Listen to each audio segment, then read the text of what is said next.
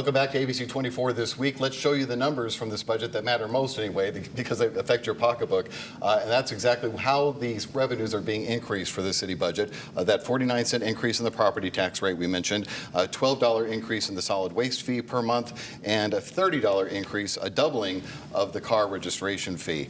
Sam, as you were covering the budget and figuring out all the minutia that was involved with this, what was your thought as they finally arrived on those three increases? Well, and how they got there, I guess. Yeah, well, first, what I would say is sort of a tax increase was inevitable, right?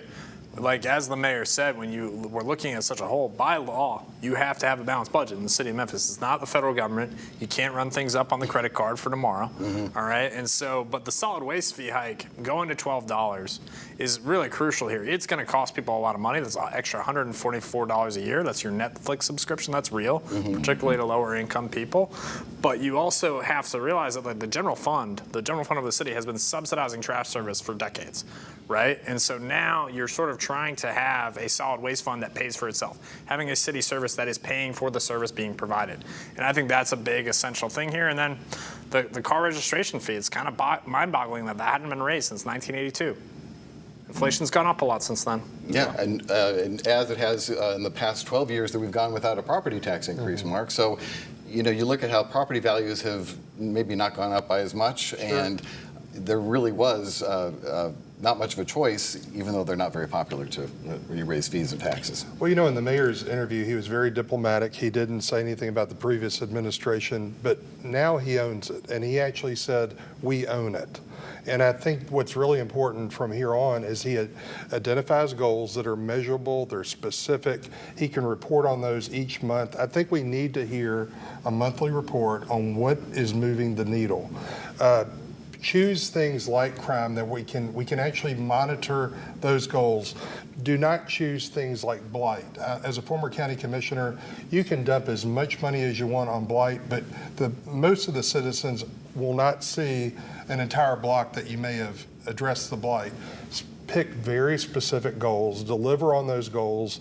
I really like Mayor Young, but keep in mind, he was elected by less than 25,000 citizens in this election. We had 20% voter turnout, so about this many people voted for Mayor Young. So it's time, and I think he can do it, but he's got to focus on what are those big goals, and let's see those on a monthly basis. I want to talk to you a little bit more, Otis, and you tell me if you think I'm making too much out of it, about the surprises along the way, including on basically the day the budget was passed. Oh, by the way, we need another $15 million in police overtime. And I just was struck by the strength of the words from Councilman Chase Carlisle, and I know there's no love lost between him and former Mayor Jim Strickland, especially over the One Beal project and all that. But nonetheless, he was very critical of the mayor that was brilliant at the basics. His quote was, and this is from the Daily Memphian, "The prior administration manipulated the budget, and we need to find out how." Making no bones about it. And as a taxpayer, I get where he's coming from. Well, I do too. And I don't really know how they're going to find out how. I don't know if there's a lot of political will down there to go back and check on this. Maybe they are. Maybe there is. Sam knows more about that. But I thought it was a strong statement. As I said before the break, I thought the mayor answered it in a very political way. He's not going to dump on Mayor Strickland. As you said, Mark, he's going to own it. And it's his budget now, and he's trying to do the best he can. I want to take slight issue, though, Mark, with what you said about the blight. Because I believe, and it's the people that we've talked to, and we've talked to a lot of people in the community, Richard, other than public safety, people tell us blight is the second biggest issue in this community. So while fixing and cleaning up one neighborhood, a lot of people may not see it, but the places where a majority of people driving up and down the street see the blight, see the mattresses on the curb, see all of the trash from the tree trimming that's sitting there for days and weeks on end. People get frustrated by it. Absolutely, and again, I'm not saying let's not do anything for blight. Absolutely, do everything we can for blight, but let's pick very specific, measurable goals This mayor picked a very large budget number, 75% property tax increase. I think he won by getting 65% of a very big ask. But at the end of this term, we've got to see some results. The last mayor said, let's be brilliant at the basics. And I popped 3 tires with potholes, right? Yeah. And then we can't get trash picked up. Right. So, again, I'm supporting Mayor Young, but let's come back with real results. Oh, I agree. see. I agree. Do you think if he targets or make sure that they target high traffic areas that, we all go down Elvis Presley Boulevard, I-240, the different main thoroughfares in the city, that will be a smart way of spending that money, you guys? What do you think? Yeah, absolutely. It's going to be what gets the most bang for your buck and the most perception bang for your buck, right? And that's going to be key, because I think so much of, to Otis's point, to what y'all have seen in these town hall meetings, because I've sat in almost every single one of the mayor's Memphis town halls.